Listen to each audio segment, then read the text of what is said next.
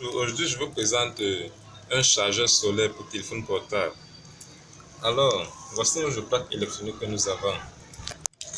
Ici, il est question d'avoir comme tension d'alimentation 12 volts minimum. Ou même on peut ajouter à ça une tension de 9 volts selon la tension que nous avons. Et à la sortie, nous avons une tension de 5 volts. Comme vous pouvez bien voir, une entrée USB. Alors, nous savons déjà qu'un téléphone normal doit avoir comme tension d'alimentation 5 volts et puis il peut être chargé de façon normale à un courant de 0,5 ampères. Alors, tous les tests ont été réalisés ici là et testés avant de mettre sur pied ce projet. Alors, nous allons passer au test. Nous branchons dans l'alimentation.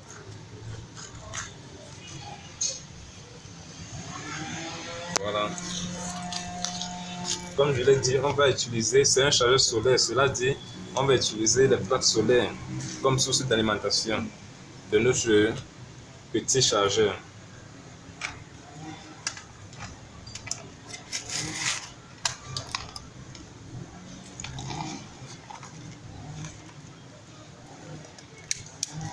Alors, avec un multimètre, on va tester pour que nous soyons sur la tension d'entrée. Alors, nous pouvons la tester à ce niveau. Ça va. Donc, nous voyons donc qu'en tension d'entrée, nous avons 10,3 volts. C'est suffisant pour alimenter notre plaque. Et en tension de sortie,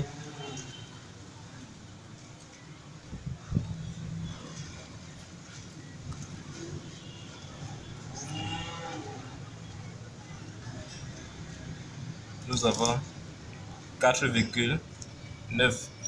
Cela veut dire sensiblement égal à 5 volts. Cela dit, ça peut alimenter notre téléphone. Alors, je vais passer au branchement du téléphone. Non, le courant c'est quand il y a la charge.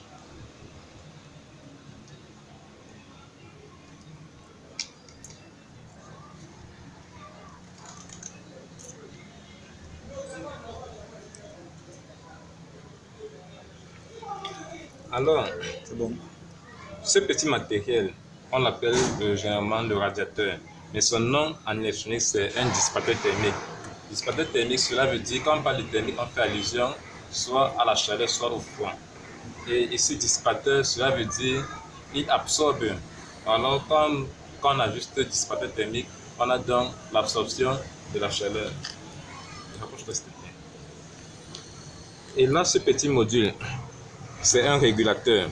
C'est celui qui nous permet d'abaisser la tension qui est à l'entrée 12 volts et à la sortie 5 volts. Et lui, il produit donc de la chaleur. Il génère de la chaleur quand il fonctionne. Alors, ce dissipateur est là pour ajuster cette chaleur. Et de l'autre côté, nous avons un transistor. Un transistor, pour quoi faire? Il y a certains téléphones qui peuvent charger à 0,5 ampères, certains à 1 ampère et d'autres même à 2 ampères. Alors notre régulateur a une propriété de débiter un courant de maximum de 1 ampère. Cela veut dire que si nous passons dans un téléphone qui nécessite jusqu'à 2 ampères pour une charge normale, il ne pourra pas très bien fonctionner. Alors ce transistor nous permet donc d'ajuster le courant à la sortie.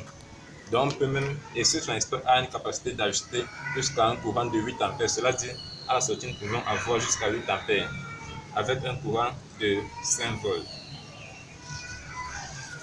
Alors,